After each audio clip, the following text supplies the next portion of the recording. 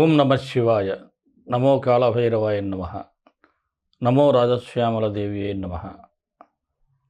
విధాత TV ప్రేక్షకులకు అందరూ సుఖ సంతోషాలతో ఉండాలని మనస్ఫూర్తిగా కోరుకుంటూ మీ విశ్వసాయి గురూజీ. మన పీఠంలో ఎప్పట్లాగే ఫిబ్రవరి 9 అమావాస్య శుక్రవారం నాడు ప్రదోష వేళలో రాజశ్యామల సహిత కాళభైరవ హోమం జరుగుతుంది.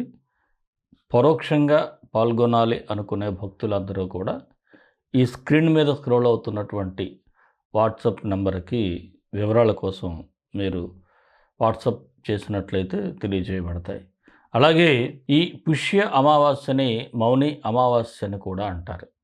ఈ మౌని అమావాస్య నాడు ముఖ్యంగా సముద్ర స్నానం కానీ నదీ స్నానం కానీ చేస్తే చాలా మంచిది. కాస్త దోషాలు కూడా హరించేటువంటి అవకాశాలు ఉన్నాయి. అలాగే ఎక్కువగా ఉపవాసకులు లేదా ఈ సాధువులు సాధనలో ఉండేటువంటి అమావాస్యనే మౌని అమావాస్య అంటారు. ఇలాంటి సందర్భంలో మనం ఏదైనా హవన కార్యక్రమం అంటే ఈ హోమ కార్యక్రమంలో పరోక్షంగా కానీ ప్రత్యక్షంగా కానీ పాల్గొనగలిగితే తప్పకుండా మంచి జరుగుతుంది. ప్రతి ఒక్కరికి కూడా ఆ భైరవుడు, ఆ రాజశ్యామలాదేవి ఎల్లవేళలా మంచి చేయాలని మనస్ఫూర్తిగా కోరుకుంటున్నాను. అలాగే మన హోమ కార్యక్రమం అయిన తర్వాత భగవంతుణ్ణి ప్రసన్నం చేసుకున్నా ఇంకా మనం ఫలితం కోసం ఏం చేయాలి అంటే లేనివారికి అన్నం పెట్టాలి. అదే అన్న ప్రసాద సేవ లేదా అన్న సమారాధన అంటారు. ఎవరైనా అన్నదానం అంటే మాత్రం చాలా పొరపాటు. అన్నప్రసాద సేవగా చెప్పాలి, లేదంటే అన్న సమారాధన అనాలి. మనం ఆకలితో ఉన్నవారికి మీరు పంపించేటువంటి ఈ హోమ కార్యక్రమానికి అందులో నుంచే మరల అన్నదానం కూడా చేయటం జరుగుతుంది.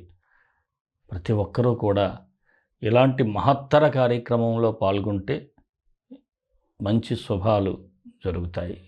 మరి రాశి ఫలాలకు వెళ్ళే ముందు ఒక్క మాట.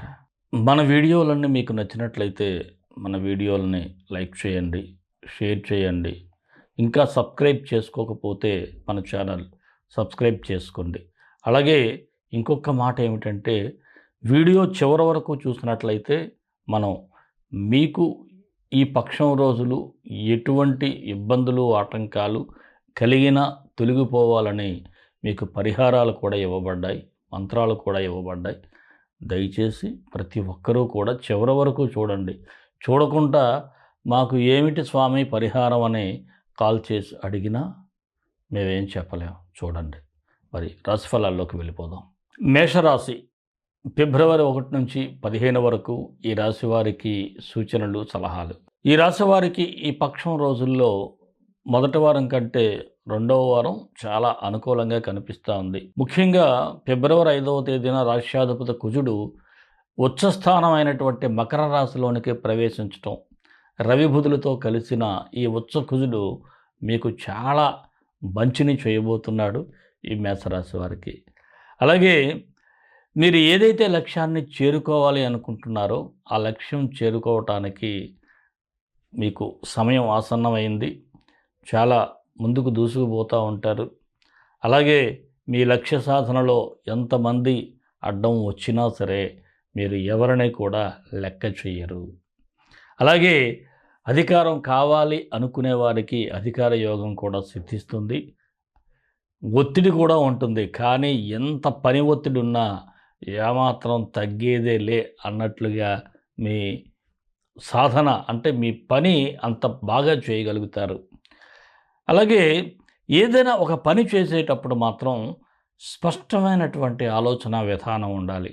ఆవేశంలో నిర్ణయాలు తీసుకోకూడదు. స్పష్టంగా ఒక డిజైన్ చేసుకొని ఒక ఆలోచన చేసి సమర్థవంతంగా ముందుకు వెళ్ళినట్లయితే అద్భుతాలు చూసేటువంటి పరిస్థితి అయితే ఉంది. ఇక మరొక మాట ఏమిటంటే కొన్ని సందర్భాల్లో మీకు ఎవరైనా ఏదైనా మాట్లాడేటప్పుడు మీకు నచ్చకపోతే వారితో వాదనకు దిగుతూ ఉంటారు. ఇలా వాదనకు దిగటం వలన వారు ఏదైనా ఒక తేలికగా మీకు మాట్లాడేస్తే మీ మనసు ప్రశాంతతను కోల్పోవటం కూడా జరుగుతుంది. అందువలన సాధ్యమైనంత వరకు ఇలాంటి పనికిమాలిన వాదనలకు దూరంగా ఉంటే మంచిది. అలాగే ప్రయాణాలు చేయటం కూడా మీకు ఒక విధంగా లాభసాటిగానే పరిగణించవచ్చు. ఇక న్యాయపరమైనటువంటి చికాకులు ఎవరికైనా ఉంటే కొంత ఉపశమనం కూడా జరిగే అవకాశాలు కనిపిస్తూ ఉన్నాయి.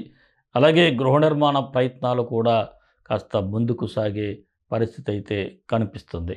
ఇక రుణభారాన్ని తగ్గించుకోవాలనేటువంటి ఆలోచన పెంచుకోవటం, ఆ దిశగా మీరు అడుగులు వేయటం కూడా జరుగుతుంది. అయితే ఎవరికైతే మీ జీవిత భాగస్వామితో ఇబ్బందులు ఉంటాయో వారు కూడా ఆ ఇబ్బందుల నుంచి బయటపడటానికి ప్రయత్నాలు చేస్తే తప్పకుండా మరలా మీ మధ్య సఖ్యత అయితే పెరిగే అవకాశాలు ఎక్కువగా ఉన్నాయి. విదేశీ ప్రయత్నాలు ఫలిస్తాయి. వివాహ ప్రయత్నాలు కాస్త సానుకూలపడతాయి. అలాగే నిరుద్యోగులకు కూడా ఉపాధి అవకాశాలు పెరుగుతాయి. ఇక రాజకీయ నాయకులకైతే అనుకూలమైనటువంటి పరిస్థితులు ఉన్నాయి. మీ మాటే శిరోధార్యంగా మీ అనుచరులు ఉండటం, అలాగే అధిష్టాన వర్గం కూడా మీ మాటకు కాస్త విలువనివ్వటం కూడా జరుగుతూ ఉంది. ఉద్యోగస్తులకైతే ఇది మంచి సమయంగానే చెప్పాలి. దశమంలో రవి బుధుల కలయిక మీకు అన్ని విధాలుగా లాభసాటిగా ఉంటుంది. అలాగే టెక్నాలజీని కూడా బాగా ఉపయోగించుకోవటం, తద్వారా మీరు కాస్త ముందుకు వెళ్ళేటువంటి పరిస్థితులు అయితే ఉన్నాయి. ఇక సాఫ్ట్వేర్ రంగంలో ఉన్నవారికి కూడా ప్రమోషన్లకు అవకాశాలు ఎక్కువగా కనిపిస్తూ ఉన్నాయి. ఫైనాన్స్ రంగంలో ఉన్నవారికి కొద్దిగా క్యాష్ రొటేషన్ అయితే పెరిగే పరిస్థితి అయితే ఉంది. వృత్తి వ్యాపారస్తులు బాగా లాభపడతారు. అలాగే వ్యాపారాలు ప్రజల్లోకి వెళ్ళటానికి కూడా కాస్త కొత్త రకంగా ఆలోచన చేయటం, మంచి పబ్లిసిటీ డిజైన్ చేసుకోవటం జరుగుతుంది.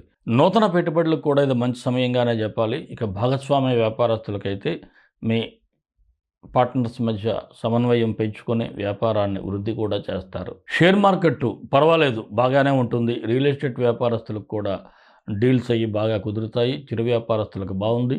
పౌల్ట్రీ ఆక్వా వ్యాపారస్తులకు కూడా లాభసాటిగా ఉంటుంది. బిల్డర్స్ కూడా కాస్త పర్వాలేదు అనిపించుకుంటుంది. కళారంగం వారికి కూడా అవకాశాలు బాగుంటాయి. మరి ఈ రాశి మహిళలకు ఎలా ఉండబోతుందంటే అన్ని విధాలుగా కూడా బాగుంటుందనే చెప్పాలి. అయితే ఈ బంధువుల పరంగా కావచ్చు, లేకపోతే కొంతమంది విలాసాల పరంగా కావచ్చు, ఖర్చులు అయితే అధికంగా ఉంటాయి. ఈ విషయంలో కాస్త జాగ్రత్తగా ఉండాలి. అన్నసరి గొప్పలకు పోయి ఖర్చులు పెట్టడం, దానివల్ల ముందు ముందు తిప్పలు వచ్చే పరిస్థితులు ఉన్నాయి. ఇప్పుడు బాగానే ఉంటుంది ఈ 4 రోజులు కూడా. తర్వాత మాత్రం చాలా ఇబ్బందులు పడతారు. అందువలన కాస్త జాగ్రత్తగా ఉండటం మహిళలకు మాత్రం నా యొక్క సూచన. విద్యార్థులకైతే బాగానే ఉంది. ఉన్నత విద్య కోసం దరఖాస్తులు చేసుకునేందుకు కూడా మంచి సమయం. చదువు పట్ల ఆసక్తిని కూడా పెంచుకుంటారు. ఇక ఆరోగ్యపరంగా చూసినట్లయితే పెద్దగా ఇబ్బందులు పడాల్సినటువంటి అవసరం అయితే లేదు. ప్రేమికులకు కూడా పర్వాలేదు. ఎవరైనా గతంలో విడిపోయినట్లయితే వారు మరలా కలుసుకోవటం కూడా జరుగుతుంది. అలాగే ఈ రాశి వారికి 2, 9, 11, 15 తేదీలు అనుకూలంగా ఉన్నాయి. 4, 7, 13 తేదీల్లో కొద్దిగా జాగ్రత్తగా ఉంటే సరిపోతుంది. మరి మేషరాశి వారికి మరిన్ని మంచి ఫలితాల కోసం విశ్వగురు సక్సెస్ మంత్రాలు పఠించండి, విజయాలు సాధించండి.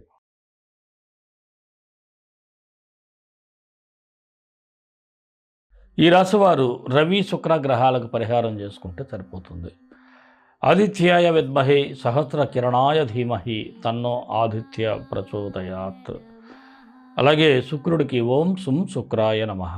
ఈ 2 మంత్రాలు ఒక్కొక్కటి 18 సార్లు పఠించినట్లయితే బాగుంటుంది. డిస్క్రిప్షన్లో ఇవ్వటం జరుగుతుంది. మరొక్క మాట కూడా ఏమిటి అంటే, మీరు అమావాస్య రోజున మాత్రం చక్కగా సముద్ర స్నానం, నదీ స్నానం కూడా అవకాశం లేనివారు మీ ఇంటిలోనే మీరు స్నానం చేసే నీటిలో కాసింత ఉప్పు, అంటే కళ్ళుప్పు, అంతేగాని సాల్ట్ కాకుండా కళ్ళుప్పు వేసుకోండి. అలాగే లావెండర్ ఆయిల్, ఇప్పుడు మనకి ఈ లవంగ ఆయిల్ కూడా అమ్ముతూ ఉంటారు.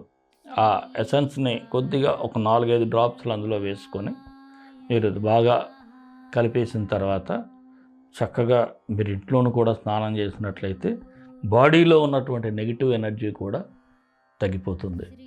అలాగే ఆ తర్వాత మామూలుగా స్నానం చేసేయండి. ఇది అద్భుతమైనటువంటి రెమెడీ. ఏ ఒక్కరూ కూడా మిస్ అవ్వద్దు. మరి మన ఇష్టదైవం కాళభైరవుడు, కాళభైరవ గాయత్రి. కాళకాళాయ విద్మహే కాళాతీతాయ ధీమహి తన్నో కాళ భైరవ ప్రచోదయాత్. ఈ మంత్రాన్ని కూడా ప్రతినిత్యం చదువుకొని ఆ భైరవుని అనుగ్రహంతో అందరూ ఆనందంగా ఉండాలని మనస్ఫూర్తిగా కోరుకుంటూ సర్వే జనా సుఖినో భవంతు, లోక సమస్త సుఖినో భవంతు. దేశం కోసం, ధర్మం కోసం, భారతీయ సంస్కృతి విలువల కోసం పాటుపడదాం. స్వస్తి.